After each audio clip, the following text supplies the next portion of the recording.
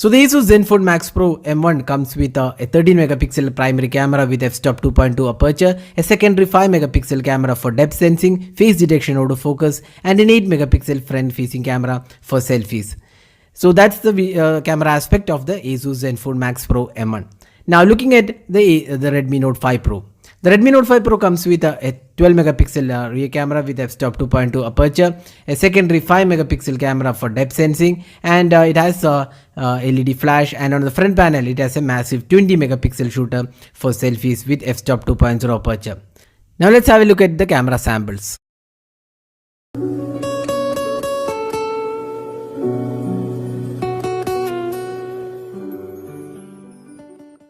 So looking at the video recording taken with these two devices, you can see that Redmi Note 5 Pro with electronic image stabilization produces better results and both are taken at 1080p resolution.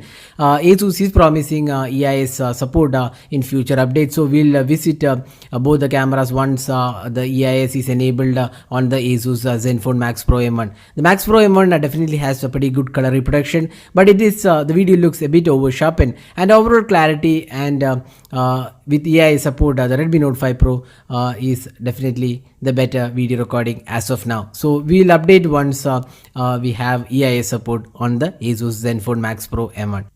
So looking at the daylight captures taken with these two devices, you can see that the Asus Zenfone Max Pro M1 looks really good in terms of the color reproduction and gives a good competition to the Xiaomi's Redmi Note 5 Pro. So the details are pretty much preserved, and the color reproduction is also pretty good. In a bit to make the camera samples look a bit more natural, the Redmi Note 5 Pro makes the images a bit undersaturated at times, but overall we feel both these devices did a really good job with the daylight captures and similar performance on both these devices. So probably one of the few camera smartphones in this price segment, giving it a good competition to the Xiaomi's Redmi Note 5 Pro in terms of the daylight conditions. So we feel both these devices did a really good job under the daylight conditions.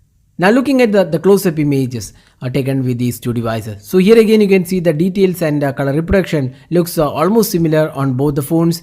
Good detailing, and at times you can see that the colors on the Redmi Note 5 Pro looks a bit undersaturated, and at times the Asus Zenfone Max Pro M1 tones look a bit warmer. But overall both these devices did a really good job with the close-up images. Sharpness levels and details are quite similar on both the phones. So Asus has done a really good job with the daylight captures. Now let's have a look at the portrait samples taken with these two devices. So these are the samples taken in bokeh mode or the portrait mode, and here we can see that edge detection was a tad better and the blurring algorithm was better on the Redmi Note 5 Pro when compared to the Asus Zenfone Max Pro M1. But Asus did a really good job with portrait samples as well.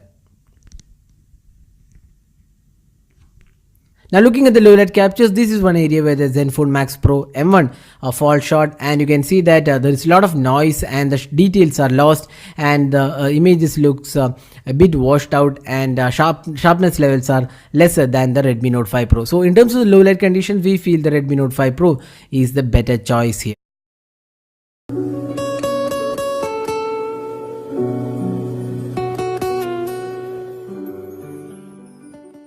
So now summing up, Asus has done a really good job with the rear camera in terms of daylight conditions, close-up images, and also to an extent the bokeh shots look really good. But where the Asus Zenfone Max Pro M1 falls short is the low light shots as well as the selfie experience. So low light can be definitely improved with future updates, and Asus is already working on updates to make the rear camera better.